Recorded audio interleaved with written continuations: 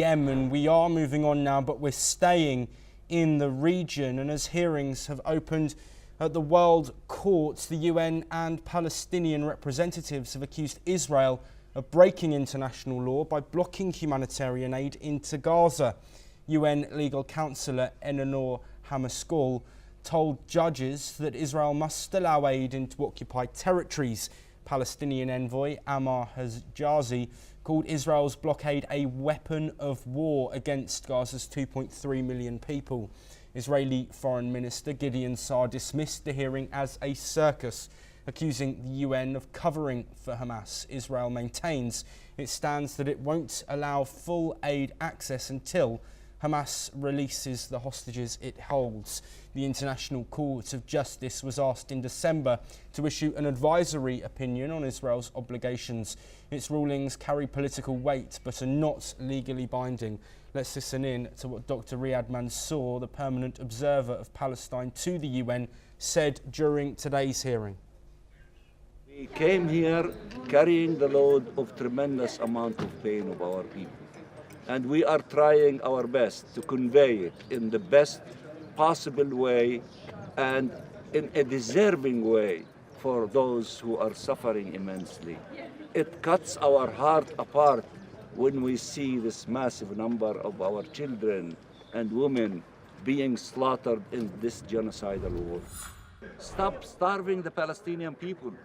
Allow them to continue to live.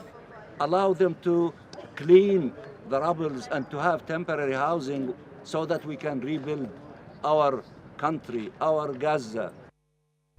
Meanwhile, Gaza's Civil Defense Agency says that at least 40 Palestinians have been killed today in Israeli airstrikes, including 8 members of the Abu Mahdi family. The Gaza Health Ministry has reported that more than 52,300 people have died since the war began in October 2023.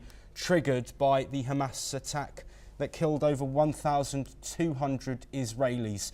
Ceasefire negotiations continue in Qatar, but major gaps remain. Qatar's Prime Minister said Hamas is willing to release hostages if Israel agrees to end the war, a condition Israel has so far rejected. Let's listen in to Sheikh Mohammed bin Abdul Rahman bin Jassim Al Thani, the Qatari Prime Minister. About the seriousness of the parties, it's something, honestly, I cannot judge 100% whether they are 100% serious or not. What we have noticed on Thursday is a bit of progress compared to the other meetings. Yet we need to find an answer for the ultimate question, how to end this war. That's basically, I think, the key point of the entire negotiations.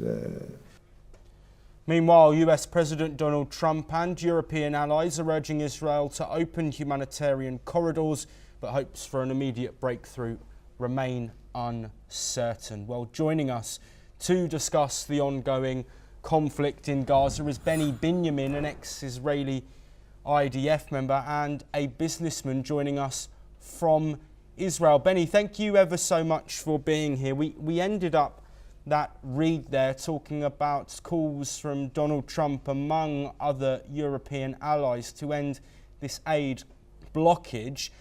What is going to happen in the short term regarding that situation? Do you think that pressure from Donald Trump and other world leaders will see an easing of this aid blockage? First of all, good evening to everybody.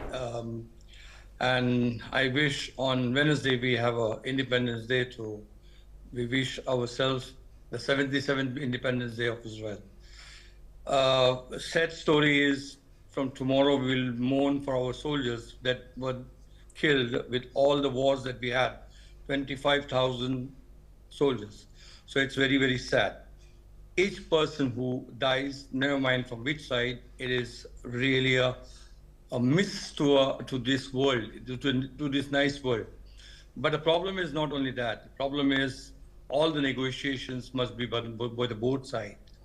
Everybody is telling, Hamas is asking to stop the war for 5 years, and they will release the hostages. but they are not talking about the prisoners that we are supposed to release from Hamas and Jihad Islami. So it's not so easy to decide to take the prisoners who killed so many Israelis on the way. That's why they're in the prison.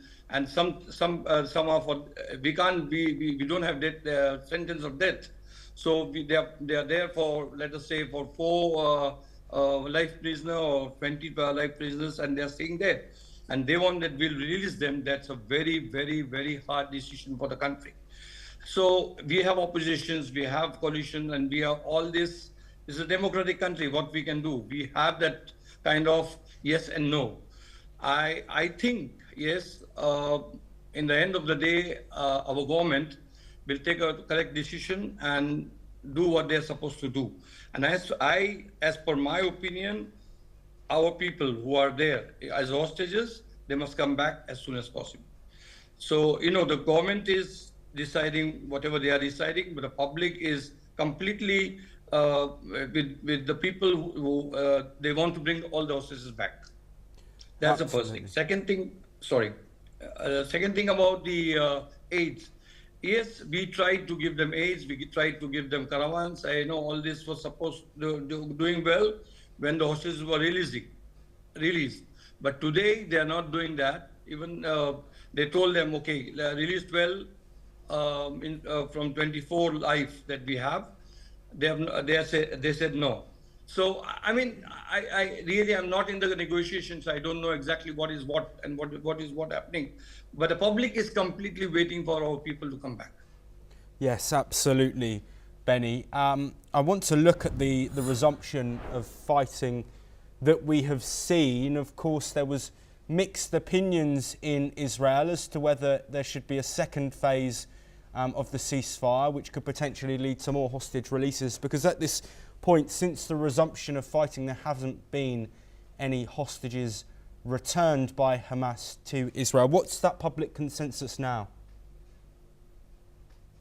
See, one thing I can tell you, negotiation with the countries is much easier than negotiation with terrorists or guerrillas. It's very, very hard to do with these guys. And the countries are helping. Qatar is helping us. Egypt is helping us. Of course, America is beside us. Really, I'm not in negotiation, but I'm so sure that the pressure of the public that they have on them today, I think 80-90% of the public is demanding to bring our hostages back. They don't have any problem with any kind of payment that we'll do to release the terrorists from the prisons. That's somewhere about 5,000 prisoners.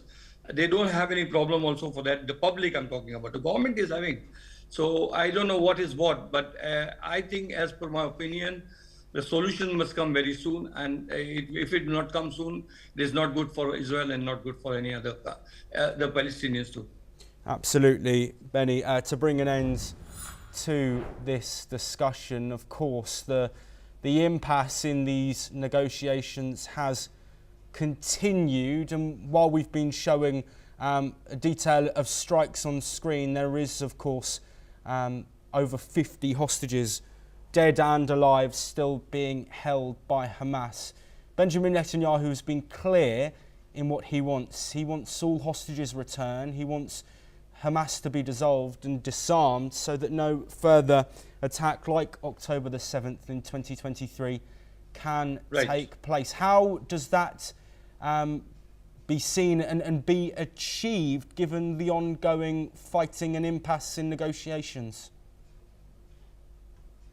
It can be only in one side, the public of the Palestinians, people there they are in Gaza. Of course, our friendly country, Egypt and Qatar, so that they can guarantee us that there will be no Hamas anymore there.